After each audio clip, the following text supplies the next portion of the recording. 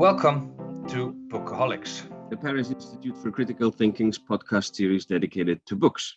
In this series, we introduce you to some recent and relevant books, our own books, and obviously classic books that we just can't stop talking and teaching about. My name is Kristof Vanhoutte, and in this episode of Bookaholics, it is my great pleasure to be joined by a good friend of PICT, Felix Ó Murchadha, to talk about his latest book, The Formation of the Modern Self, Reason, Happiness, and the Passions from Montaigne to Kant, published by Bloomsbury Academic. Hello, Felix, and welcome. Thank you. Great to be here, Kristof. Now, Felix, as we are used here in Bookaholics, we always give the first word to the author. You wrote the book, so who better than you can tell us what it is about and what you hope to achieve with it? Yes, thank you. Well, I mean, as you say, the title is the Formation of the Modern Self, and I mean, what I'm interested in is first and foremost the question of the self as a philosophical question, and as I understand it, it's a question which is both an operative and a thematic theme or issue for philosophers. In other words, philosophy is concerned with the self not only as a concept to work out the notion of the self, but also the self is implicit in the very act of philosophizing itself. And I think this is true if you look at the ancient world, if you look at particularly at the Stoics, but also in the Platonic corpus, you can see this. But it becomes thematic. It becomes a central issue in modernity, particularly with the work of Montaigne, and so what I try to do is chart that from Montaigne onwards. And so I look at the philosophers, the certain philosophers, Montaigne, Descartes, Pascal, Spinoza, Hume, and Kant, and try to work through both how they are thematically understanding the self and what kind of self, so to speak, is implicit in their texts. And one of my kind of basic claims is that the self becomes such a central theme in modernity because of the crises out of which modernity arose. And one of the kind of the consequences of that is a feeling of uncertainty. And as I understand it, the turn to the self is a way of kind of finding an anchorage, finding a point of orientation within a time and within a climate, an intellectual climate, a religious climate, a political climate that was uncertain and unclear. So what I then try to show is that despite a certain reading of modern philosophy, these philosophers were actually fundamentally concerned with the self in respect of the good life. So in other words, that the question of the self for them was a question also of how to live well within the world. And so questions of happiness, but also questions of salvation were central in their work, I think. And so that's what I try to chart, and what I hope is that this book kind of contributes to the discussion of modernity and perhaps kind of will help to kind of open up our concept or our image of modern philosophers. Okay, thank you. Now, it was Heidegger who once said that every book basically only has one main point or main argument.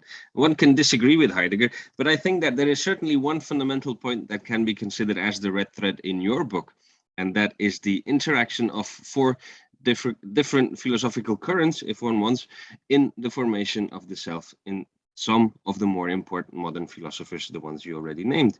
Now, the list of these four so-called sources of the self are the Augustinian source, the Pelagian source, the Stoic source, and the skeptic source. Now, considering the importance of this main argument for your book, I would like to ask you 3 questions here, or better, I would like to ask you 2 questions and make 1 comment. And please do feel free to respond to them in any order or disorder you like.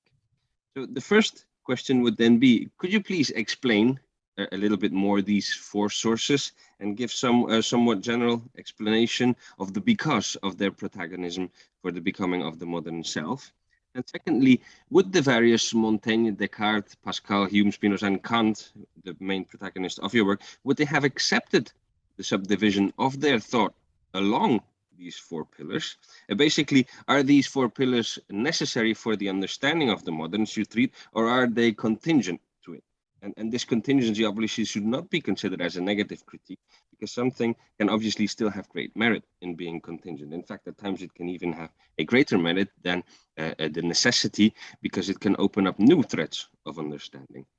And then finally, and I'm going quick here, finally the comment, at first it seems that this is a historical narrative of cause and effect, but you make it clear that this is not the case. And no easy cause and effect reasoning can be taken up here in this tale of the formation of the modern self. So can you please answer or comment these questions of mine? Absolutely, thank you. So on the first part, I mean, my basic claim is that the modern philosophers worked through certain templates of the self that were inherited from the ancient and the medieval world. And that, but in each case, these got transformed in modernity because of the particular issues that gave rise to the modern world. So just to go through them briefly, I mean, the Augustinian, obviously going back to St. Augustine, his concept of the self is the self was fallen. Augustine says quite remarkably at one stage, there was only one truly human being, and that was Jesus of Nazareth.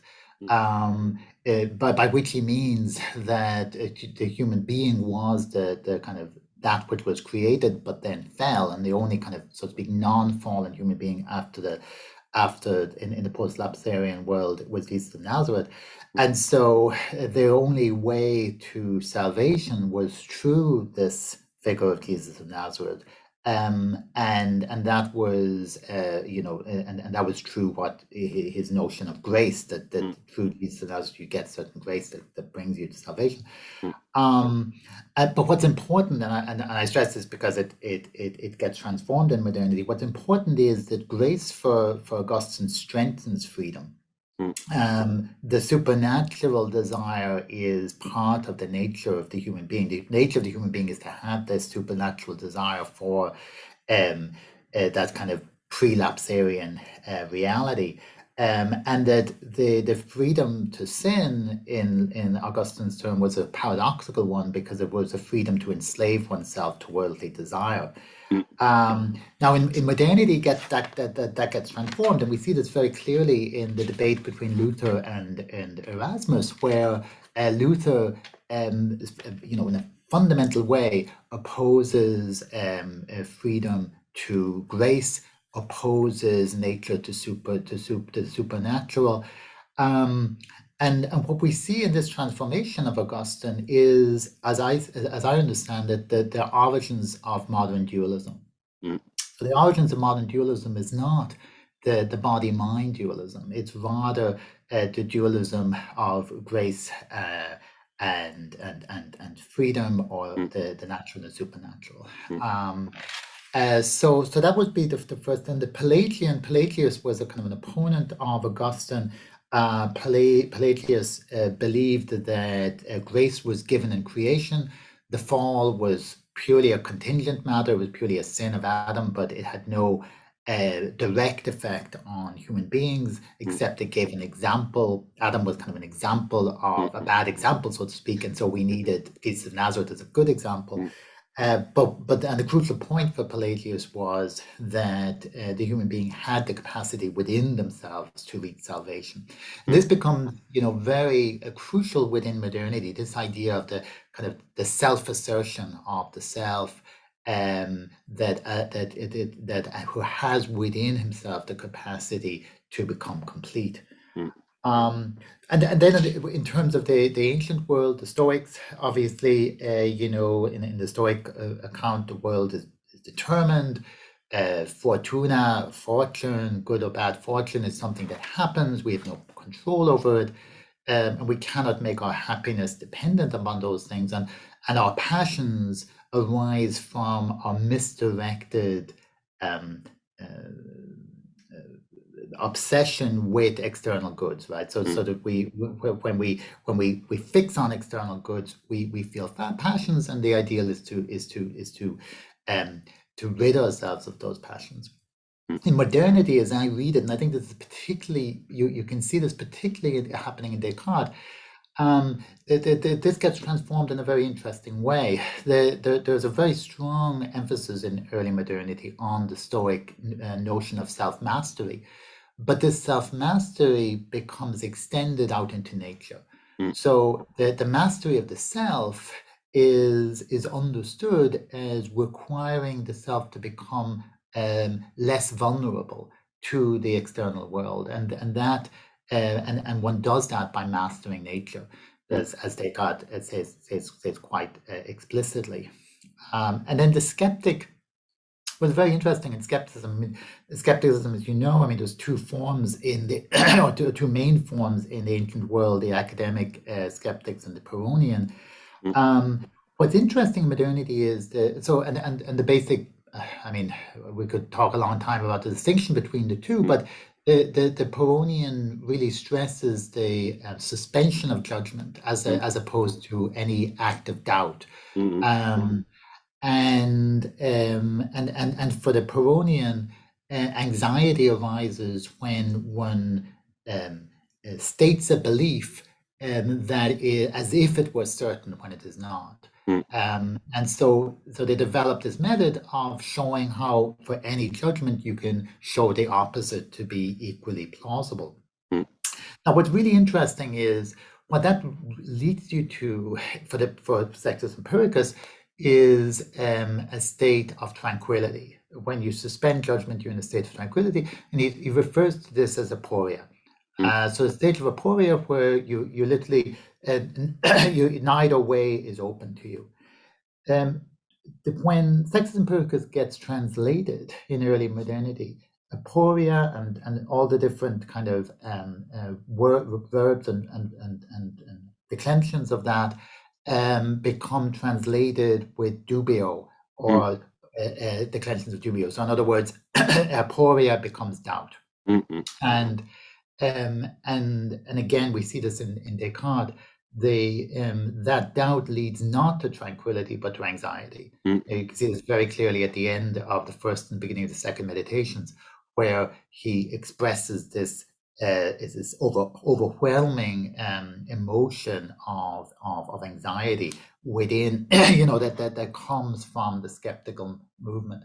So what's interesting to me here is in all of these cases, you have these kind of templates that get transformed in the modern world in very interesting ways, and the way in which the self gets constructed is in so to speak in the different ways in which these philosophers take up these templates and mold them to combine them in various ways, leading finally to Kant, who, in my reading, in this case as in many other cases, brings about a synthesis of these different ways of thinking. You ask, would the philosophers in question have accepted these templates? Probably not. Montaigne would certainly have been quite, I think, open to being understood as a Pyrrhonian to some extent. But the precise ways in which I work through these templates in these philosophers, I doubt if they would necessarily recognize themselves or only recognize themselves partially. And I think that's part and parcel of doing history of philosophy. As you suggest, the contingent often kind of brings out possibilities of interpretation that may not have been available for the philosophers themselves. And I think that's part and parcel as well of trying to do what I try to do is kind of recontextualize the philosophers in their time, which is an ambiguous process, because on the one hand it means thinking them in terms of their own concerns and what was going on within their worlds, but also because we see their world from a different perspective. We see it in perhaps differently than how they saw it. I mean, I employ the terms of Vanhoutte. Kostelek, a German historian, talks about the space of experience and the horizon of expectation, and that every not just philosopher, but every historical figure can be understood within the kind of the space of the past, so to speak, the experience they come from, and the horizon of their expectations. And I think, but when we, so to speak, coming from our perspective, we have our own kind of horizons of expectations and our own space of experience. So the interpretive process is a kind of is I guess in a Gadamerarian sense, a kind of a fusion of horizons where one kind of fuses those two and brings them into some sort of dialogue. Yeah. So that kind of, just to finally just kind of briefly say something about the comment you made at the end about cause and effect, because that I think relates to that. I mean, history works dynamically. There is no simple cause and effect mechanism, but rather, I think, experience and expectation transform one another. And so what I did try to do was to see each of the philosophers in terms of their particular kind of experiences, say Montaigne's experience of war, or Descartes' experience of the darkening of Europe in the 17th century, or indeed Kant of the critical age. And so I think it's really about how they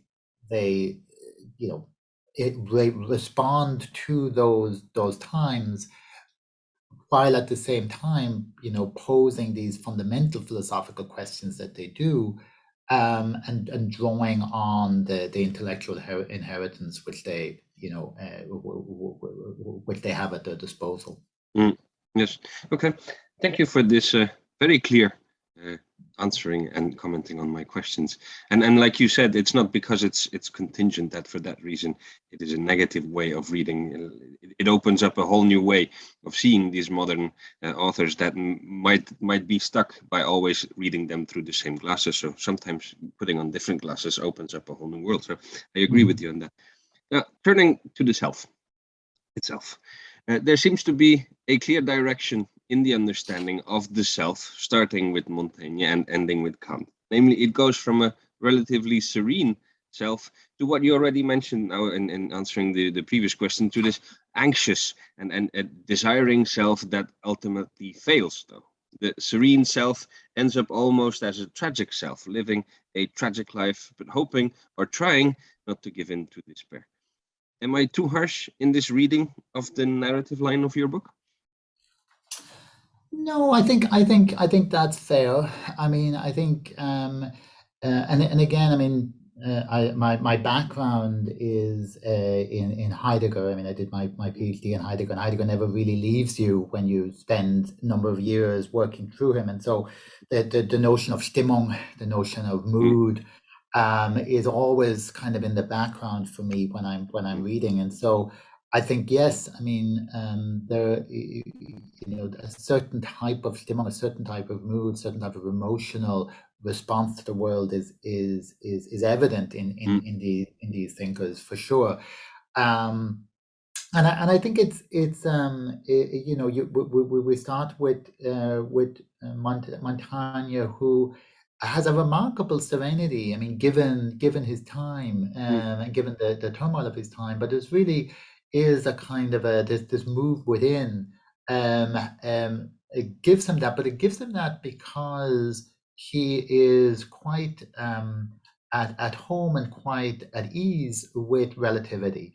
You know, I mean, he'll say, you know, all I really know is myself, and my own experience. Well, when we get to Descartes, of course, that's and I think, you know, it's really important to read Descartes in relation to Montaigne, and because you can see Descartes, you know, continually, it seems to me, in debate with Montaigne, and precisely on this point that for Descartes, if we accept Montaigne, then we don't have science. You know, and so for him, he, so to speak, he wants to push Montaigne to the limit in order to get within the self that basis of certainty that gives him, you know, with the cogito and so on. But if we then continue on, to Kant, I think what we see is the strong role of skepticism within the modern self, you know, and then Descartes kind of tries to, you know, obviously tries to push back the skeptical, but it's very strong when we get to Kant. But in Kant, and this, the contrast to Hume is interesting. You know, Hume takes in my view, a kind of almost like a comic view of the skeptical situation, whereas for Kant, it's tragic. I think. I mean, I read Kant as a tragic philosopher, right? Because he very strongly articulates what I term a desire of reason. I mean, I think you can see that, you see this in Spinoza as well, a notion of reason as itself desiring, and desiring for that which Kant wants to say is we're incapable of reaching. And that's kind of that I think, you know, and that gives us, to my point, a high point of modernity, where there's a coming to terms with that, with both sides of that equation. You know, on the one hand, this strong desire for reason, for rational understanding of the world, for rational framework in the world. On the other hand, a recognition of the finitude of the human self. Okay, yeah, thanks. Now, I think there's one more important aspect of your book, and that is the shattering of the age-old narrative of secularization, that is of modernity having gotten rid of God. I think your book demonstrates very well that this is not the case. God, in one way or another, but very different than in the medieval past, God is everywhere.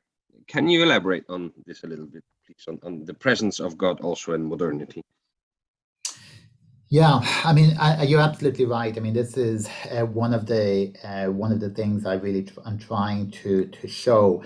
Just as a kind of a background here, a bit about I'm not by my main kind of focus of research, a researcher in modern philosophy, but I've taught modern philosophy for years, and this book kind of arises, to some extent at least, out of my teaching and kind of, you know, working through these philosophers in order to teach them. And what's so striking is that your ordinary undergraduate student, they read Descartes and they just immediately assume that he's talking about God because he's afraid of the Catholic Church, and you know, and you try to disabuse them of this, and they look at you really doubtfully, you know. And I think it's because what is that's the secularization thesis, or at least certainly the cruder forms of them are just a bad history. You know, they're reading history backwards. And one of the things I really try to do is not to do that, right? Is to read it forward. And when you read it forward, what you recognize is that that modernity arises out of a theological crisis, and indeed, I mean, the term the via moderna is originally a theological designation for the so-called modern theology, and the key moment of this that I try to stress in the book is the condemnation of Paris in 1277. Where you have this kind of beginning of the splitting of the ways between theology and philosophy, and between a notion of the divinity and nature. Mm. And what comes out of this, is, as I understand, I mean, very broad terms, is that the divine becomes evacuated out of the natural world gradually, and so you then, so to speak, and that's the kind of the beginning of a secular divide, is that setting up, and we see this already in the way in which, we say, somebody like Luther divides the supernatural from the natural in his Augustinianism. But what then then becomes the question is what is the place of God then in the modern world? And I think the key point here is that what comes out of that split in, or that crisis in late medieval theology, is this notion of God as a willing God, the voluntarist God, the God who is so removed from nature that we cannot anymore read his will from nature. So nature doesn't give us a direct insight into the divine will, and this, you know, the evil demon motif in Descartes is I think a manifestation of this kind of anxiety with respect of this God. And this, I mean, you know, and again, Kant is the kind of the end stage of this. And again, what's crucial in reading Kant is, you know, each of his three critiques ends with the question of God. And each of them ends with the issue of the divine. And his final work, his final finished published work was on religion.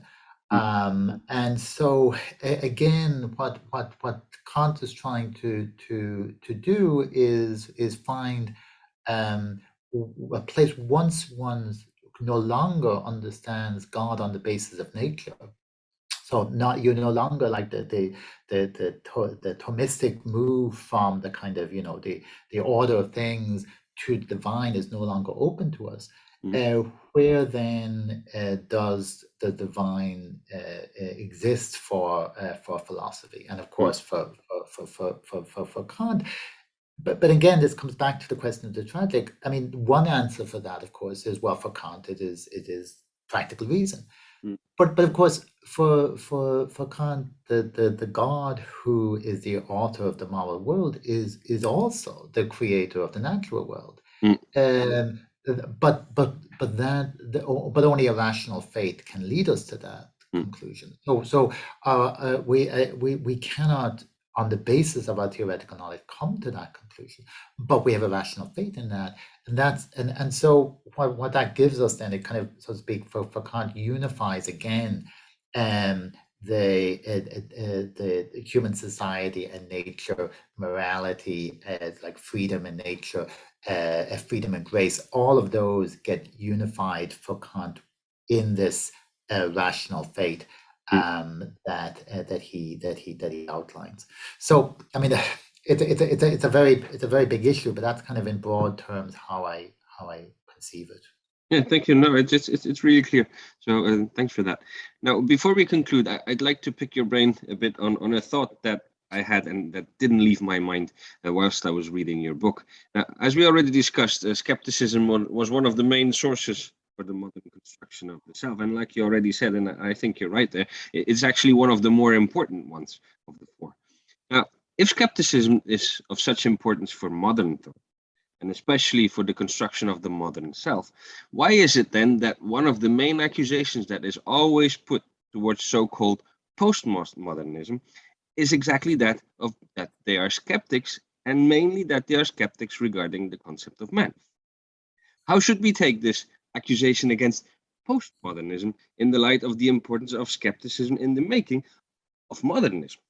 Is this a false problem? Is it a different form of skepticism, or is the separation between modernism and postmodernism an artificial divide? So this is something that kept coming back to me whilst I was reading your book, and I would like to hear your take on this. Yeah, I mean, that's a really interesting question, and there's a lot we could say about it. Um, yeah, I mean, I guess, I mean, what one thing I think the first thing one could say is the skepticism is kind of like the bad conscience of modernity, right? I mean, it's always that which comes back. And and each time philosophers try to kind of push it away, and so in a certain sense, the skeptical is that which is not accepted, is not recognized, and so yeah, so I mean that's the first thing I guess I'd say. The second thing, though, relating specifically to the postmodern is I mean, and this is a kind of a controversial issue, but I don't see it as a divide or separation really between the modern and the postmodern. To me, I would read the postmodern as the exhaustion of modernity. Yeah, there have been high modernity. Other people have also gone against the concept of postmodernism. I also think it's a no-namer and a no-nomer. So, but some people have claimed that instead of calling them postmodernists, we can call them high moderns as well. So, or exhausted moderns. Yeah. I mean, always this nomenclature is always kind of going to be problematic, isn't it? Yeah. I mean, it's. I mean, I guess. I like if we well I mean and but again I mean to press that problem forward, I mean of the skeptical as the bad conscience modernity. I mean, one of the things modernity needs to do is to build its own myth, right? Because I mean modernity arises out of this rejection, and I think it's really important when we think about it. I mean, if we were talking German, we'd be talking about Neuzeit, the new time, and this idea of novelty is really is the idea of novelty as a value, as something positive, is itself new in modernity, and so that idea of novelty brings about it its own crisis of legitimacy, because if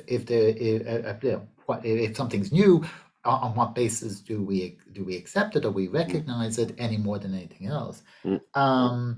And this, as I take it, is the postmodern critique, right? That if we think about it in terms of Lyotard and the critique of the meta narrative, is that with modernity, with the breakdown of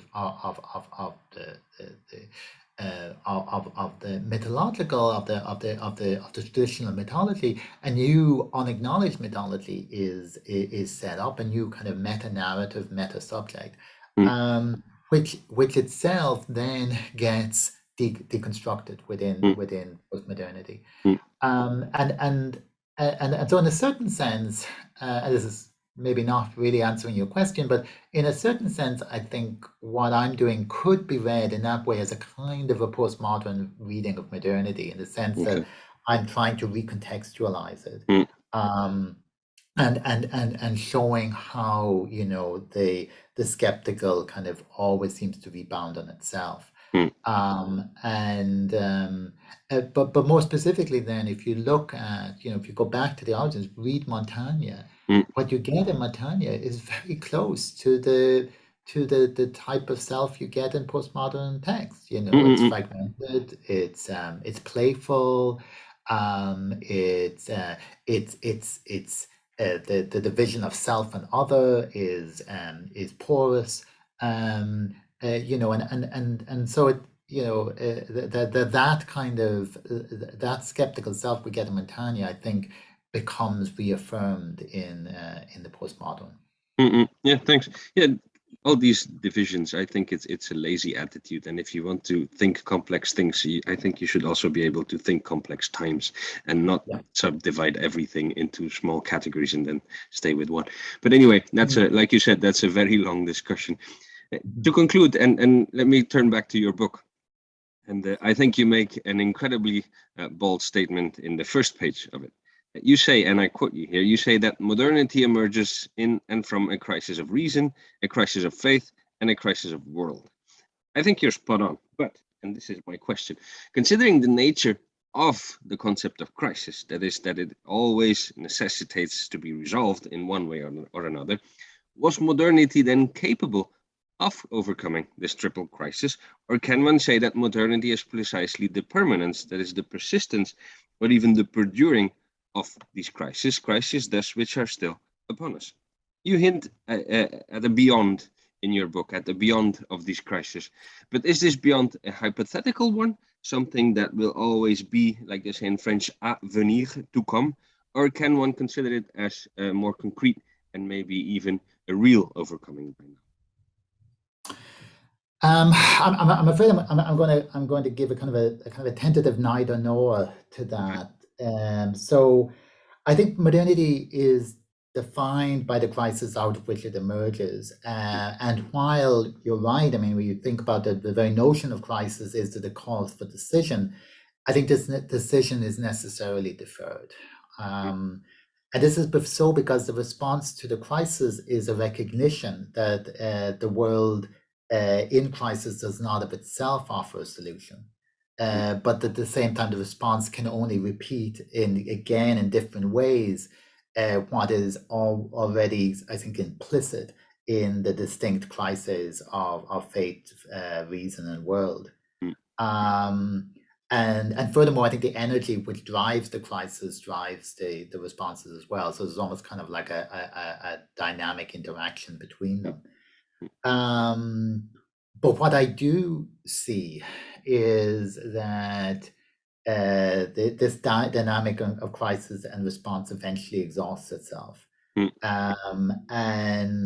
I think, you know, so because you're asking, like, is the crisis of modernity always, you know, is that decision always to come?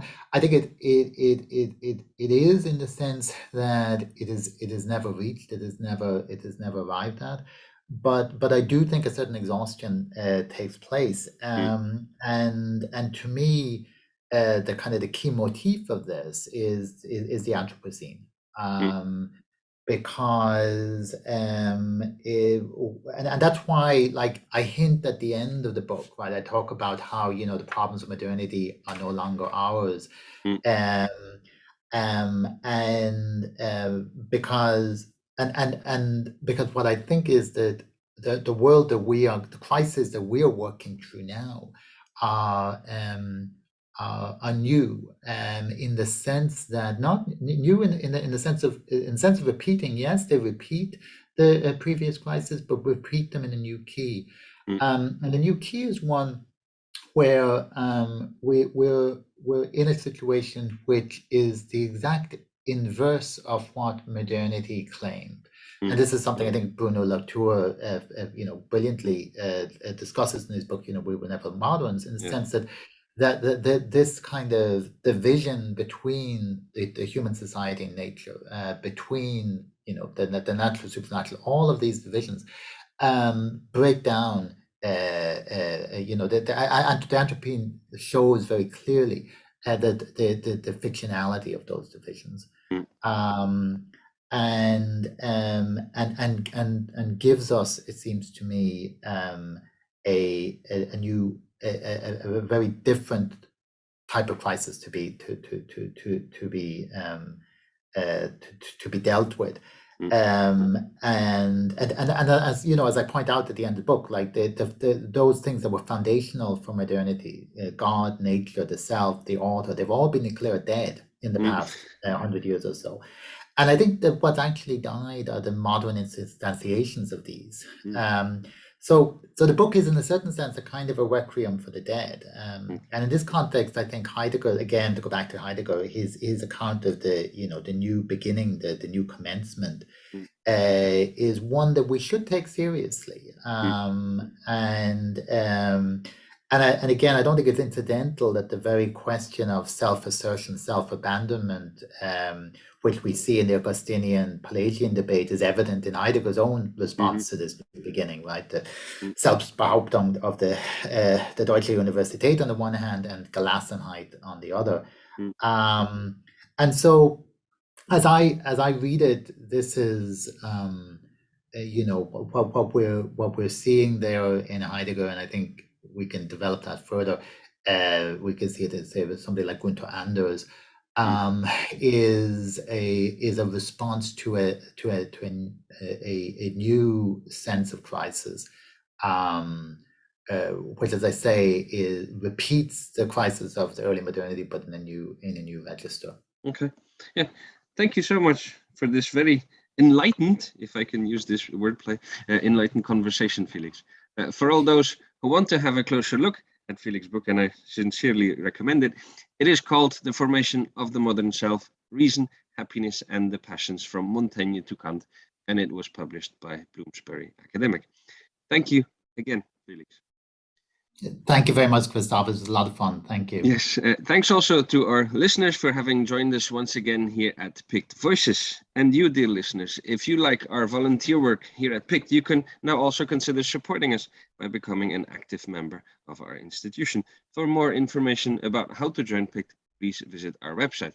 And again, if you wish to contribute to this series dedicated to books, maybe by proposing a recent book or even simply by recording your own episode of Bookaholics, please do get in touch. My name is Kristof Vanhoutte. Thank you and